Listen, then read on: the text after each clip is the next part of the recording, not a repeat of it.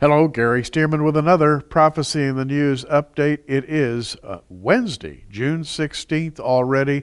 The time flies in ways that are hard to perceive, but we're hanging in there. I've been talking about Gaza. Gaza in the Middle East has become a huge focus of difficulty for Israel. And I mentioned earlier, in fact, I've mentioned a couple of times that Gaza is prominently featured in prophecy in the book of Zephaniah, chapter 2, verse 4. Zephaniah prophesies, he says, "For Gaza shall be forsaken, and Ashkelon a desolation. They shall drive out Ashdod at noonday, and Ekron shall be rooted up." That's this entire Gaza area. And the next verse says, "Woe to the inhabitants of the seacoast." Well, that's practically out of the newspapers, and we know that that's a latter-day prophecy because Zephaniah is dealing with the day of the Lord. Here's a fascinating news note from Debka File, dated June 16th. Today, the USS Harry S. Truman Carrier, complete with its strike group of 60 warplanes and 6,000 seamen, has been ordered to turn course from the Persian Gulf and deploy with the U.S. 6th Fleet in the Mediterranean for the time being. Well, that's exactly where the Turks have aimed their navy, off the coast of Gaza. And so we're now sending a carrier battle group into the Mediterranean off Gaza. And you know what that means. That's jets, that is guided missile cruisers, the whole array of naval firepower being focused right there in the eastern Mediterranean. And this report goes on, the administration's decision was prompted by incoming intelligence attesting to heightened marine and military tensions between Israel, Turkey, and Iran. Israel, Turkey, and Iran, three big players in the latter-day prophecies of the region.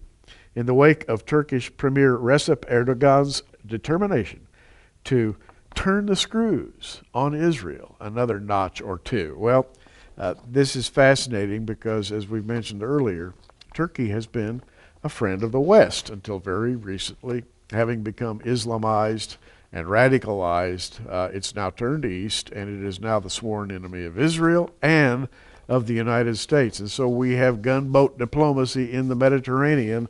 The USS Harry S. Truman battle group, complete with a strike group, and that would be guided missile cruisers. That would be everything you can imagine, including nuclear weapons. The chief of Israel's Shin Bet, according to Debka File, has issued a warning as of yesterday that the steps embarked upon by Prime Minister Benjamin Netanyahu and Defense Minister Ehud Barak to ease the blockade on Gaza have gravely imperiled Israel's security. Now, as you know, the United Nations and the United States have put pressure on Israel to ease off coastal security and border security in Gaza. And Shin Bet Director Yuval Diskin has raised an alarm. He has said, in effect, you're taking a horrible chance if you ease border security and naval security around Gaza.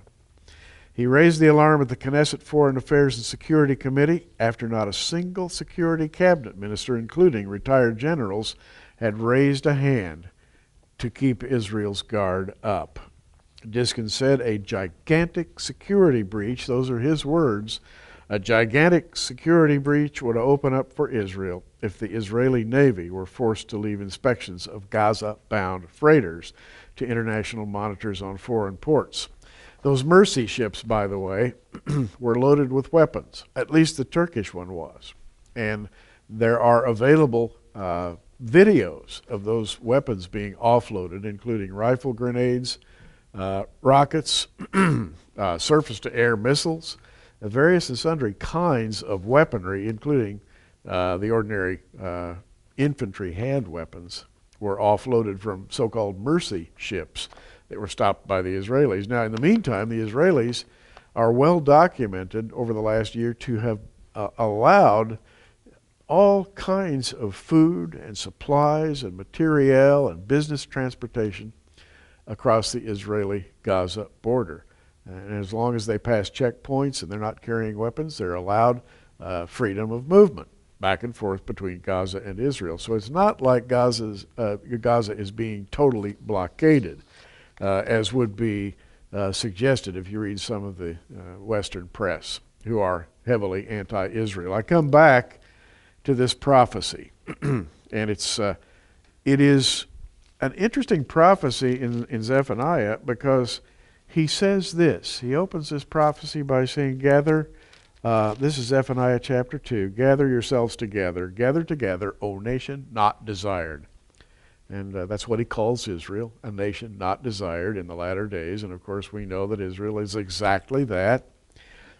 Before the decree bring forth, before the day passes chaff, before the fierce anger of the Lord's come upon you, before the day of the Lord's anger has come upon you, he says, gather yourselves together. He says, seek ye the Lord, all ye meek of the earth, which have wrought his judgment. Seek righteousness, seek meekness.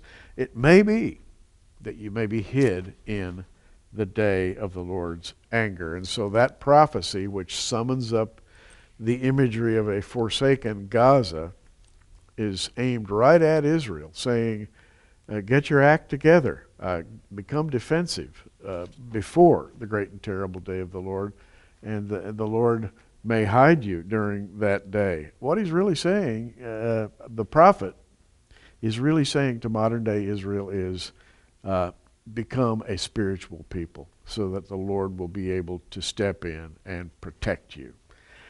This is going to continue, and we're going to keep watching as I think tensions are going to increase on a daily basis in and around Gaza. Once again, I'd ask you to pray for JR. He is recovering, but he's still feeling the effects of that chemotherapy, and he's still very weak. Looking forward to the day when he can come back and be with us right here. So pray for him, pray for his wife Linda, and all of us here at Prophecy in the News as we forge ahead, and in the hopes that JR will be back with us soon. Gary Stearman with another Prophecy in the News Daily Update.